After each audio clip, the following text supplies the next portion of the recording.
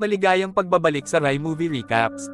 Narito na naman po tayo para sa isa na namang magandang pelikula na pinamagatang fighting na napalabas noong 2009. Ito ay patungkol sa lalaking mukhang mahina na palaging nabubuli pero sa katunayan pala ay siya ang legendary fighter na matagal nang bigla na lang nawala.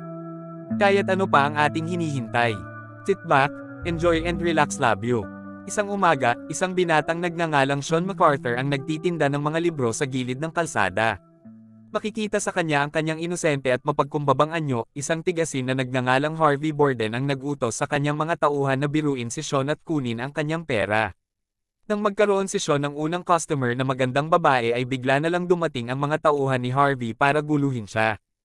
Ngunit sa hindi inaasahang pagkakataon ay naipamalas niya na siya ay magaling sa sining ng martial arts at nilabanan ang mga tauhan ni Harvey. Gayunpaman, nagawa ni Z, isa sa mga tauhan ni Harvey, na makatakas at kunin ang pera ni Sean. Kinabukasan, sinubukan ni Sean na magtinda muli. Ngunit sa halip ng mga libro, sa pagkakataong ito ay nagtangka siyang magbenta ng mga payong. Tagabi, nakita ni Sean si Harvey at si Z ulit. Lumapit si Sean upang bawiin ang kanyang pera. Pero dahil nga nalaman na ni Harvey na may angking talento si Sean sa pakikipaglaban ay naisip niyang alukan si Sean ng isang trabaho na ang tanging gagawin lamang niya ay ang makipaglaban. Mananalo siya ng $5,000 kung sakali man magwawagi siya sa isang laban. At dahil nga na siya ay isang taong walang tahanan at desperadong magkaroon ng pera ay tinanggap niya ang alok nito. Kinabukasan, natanggap ni Sean ang isang mensahe mula kay Harvey na nais nilang magkita ng mga isang oras mula ngayon. Ipinakilala ni Harvey si Sean kay Jack Dancing na isang tagapagtaguyod ng mga ilegal na laban para sa mga tycoons ng New York City. Tauna ay may pag-aalinlangan si Jack kay Sean. Gayunpaman, binigyan ni Jack si Sean ng isang pagkakataon para ipakita ang kanyang kakayahan sa pakikipaglaban. Kamaiklit simpleng kwento, sa gabi ring iyon, ibinigay kay Sean ang pagkakataon na magkaroon ng kanyang unang laban sa isang inn. Nagsimula ang kanyang unang laban. Sa simula, kinakabahan pa si Sean. Kinailangan niyang tiisin ang ilang mga atake mula sa kanyang kalaban, ngunit sa kanyang galing sa pag-atake, sa wakas ay natalo ni Sean ang kanyang kalaban at nagawa niyang manalo sa kanyang unang laban. Pagkatapos ng laban, inimbitahan ni Harvey si Sean na ipagdiwang ang kanyang tagumpay habang naghahanap ng trabaho sa isang bar sa New York. Dito nila nakilala si Martinez na nasa parehong propesyon ni Harvey. Nag-usap rin sila tungkol sa kanilang susunod na laban kay Martinez, bagaman tila nag-aalinlangan si Martinez sa kakayahan ni Sean. Sa gitna ng mga patrong nag-aalmusal sa bar, nakita ni Sean ang magandang babae na nais bumili ng kanyang libro noong isang araw. Ang babae na ito ay tinatawag na Zulay Velez. Mukhang interesado si Sean kay Zulay, ngunit tila malamig pa rin si Zulay kay Sean at tinatanggihan siya. Pagkatapos makipagkilala, bumalik si Sean para makisama sa iba na nandoon, ngunit aksidenteng nagkita si Sean ng kanyang dating kaibigan na si Evan Healy sa bar. Ngunit dito, mukhang hindi masaya si Sean dahil binanggit ni Evan ang kanyang ama. At dahil doon ay pinili na lang ni Sean na umalis sa bar. Pagkatapos nito, nalaman natin na si Sean ay nasa labas pa rin ng bar at naghihintay kay Zulay na umuwi, ngunit patuloy na tinatanggihan si Sean ni Zulay, at pagkatapos ay umalis na si Zulay. Siyempre, hindi basta-basta sumuko si Sean. Kinabukasan, natagpuan ni Harvey si Sean na natutulog sa isang upuan sa parke. Nalaman ni Harvey na walang bahay si Sean. Inimbitahan ni Harvey si Sean na tumira sa kanyang bahay. Sa hating gabi, nagsimula ang ikalawang laban ni Sean. Sa pagkakataong ito, mas malaki ang kanyang kalaban kaya medyo kinabahan si Sean. Mas marami rin ang manunood ngayon kaysa dati. At doon nga ay nagsimula na ang ikalawang laban niya. Dahil sa nakitang nahihirapan si Sean, tinulungan siya ng isa sa mga kaibigan ni Harvey sa pamamagitan ng pagtulak sa malalaking kalaban hanggang sa naging magulo ang paligid. Pinili ni Harvey na tumakas kasama si Sean at ang kanyang mga kaibigan, at syempre, kanselado ang labang ito at walang nanalo. Kinabukasan, si Sean na hindi sumusuko sa pagsungkit ng puso ni Zulay ay pumunta sa workplace ni Zulay para hintayin siyang dumating. Hindi nagtagay ay dinala ni Zulay ang kanyang lola at isang maliit na bata. Dito, inanyayahan ni Sean si Zulay para sa isang speed date sa isang coffee shop na may hindi hihigit sa 20 minuto. Pagdating sa coffee shop, nag-usap sila hanggang sa lumabas na ang maliit na bata. At ang batang ito pala ay anak ni Zulay. Dahil alam ni Sean na balo si Zulay, agad siyang bumili ng isang stuffed rabbit mula sa isang naglalakad na vendor na nakita niya na dumaan. Binigyan din ni Sean ng regalo ang bata ng laruan. Simula noon, unti-unti nang lumalambot ang puso ni Zulay kay Sean. Matapos ang matagumpay na pagpapakita ng kanyang interes, bumalik si Sean sa bahay ni Harvey. Nag-away sila ngunit sa huli ay nagkaayos din hanggang sa gabi ng ikatlong laban ni Sean. Sa pagkakataong ito, harap-harapan sa mga executive boss. Kailangan ni Sean na makipaglaban sa isang Asyano na miyembro ni Martinez. Nagkaroon ng mga epikong laban. Sa simula ng laban, lubos na napagod si Sean sa kanyang kalaban, ngunit habang nasanay siya, nagsagawa si Sean ng isang counter-attack. Sa huli, nanalo si Sean at karapat-dapat siyang magkamit ng $100,000 bilang premyo.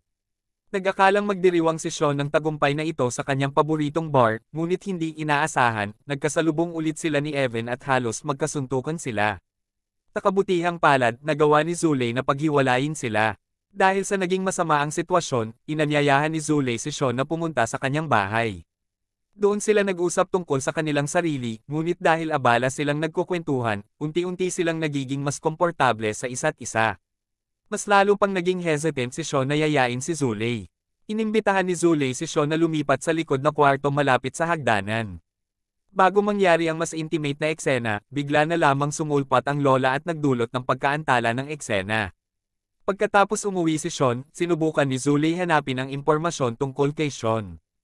Totoo nga, lumalabas na si Sean ay isang dating atleta sa sining ng martial arts na matagal nang nawala dahil sa alitan nila ng kanyang ama. Sa kabilang banda, pumunta si Harvey para makausap si Jack, ngunit bigla niyang nakita si Martinez doon. Nag-usap sila tungkol sa susunod na laban.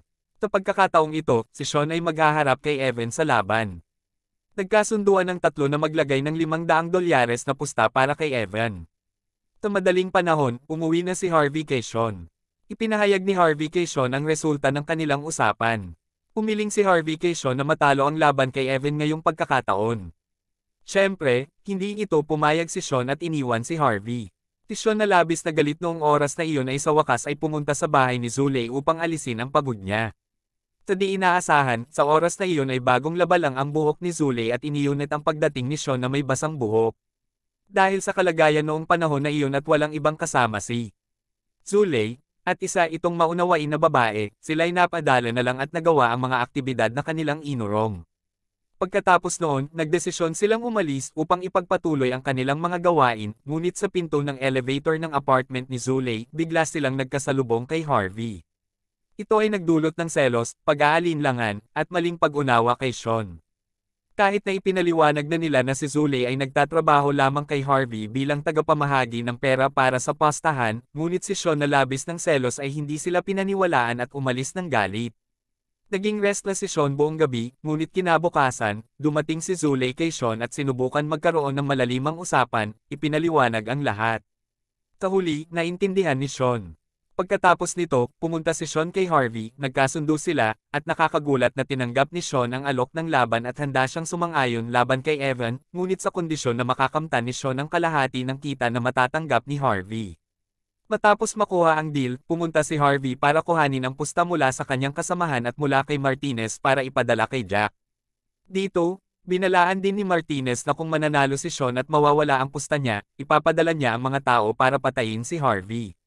At muli, gamit ang tulong ni Zulay, ligtas na naipadala ang pera sa opisina ni Jack. Si Sean naman, sa kabilang banda, ay naghahanda sa kanyang sarili sa pamamagitan ng magaan na pagsasanay hanggang sa gabi ng laban. Pumunta sila sa isang mararangyang gusali na puno ng mga mayaman o mga conglomerate sa New York City. Maikli ang kwento, pagkatapos ng lahat ng paghahanda at kumpletong pagsasanay ni Sean, nagsimula ang mainit na laban sa gusali sa pagitan ni Sean at Evan.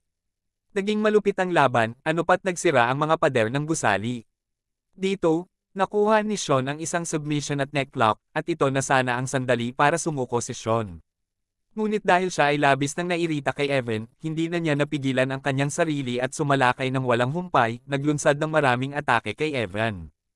Hindi niya nakontrolado ang kanyang sarili at napilitang magtapos ang laban sa pagkakatamba ni Evan.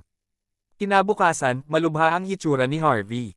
Umiling siya kay Sean na magligtas na lang at lumayo dahil may darating para patayin si Harvey dahil sa pagkatalo sa isang pusta. Ngunit hindi na ito mangyayari sapagkat nadiskubre na sa lihim na pag-uusap, pinalitan ni Sean at Zulay ang pusta upang manalo si Sean. Sa halip na tumakas upang iligtas ang kanilang sarili, nakakuha sila ng malaking halaga ng pera at nagdesisyon na magbakasyon. At dito na nga nagtatapos ang pelikula natin para sa araw na ito. Maraming salamat sa panunood.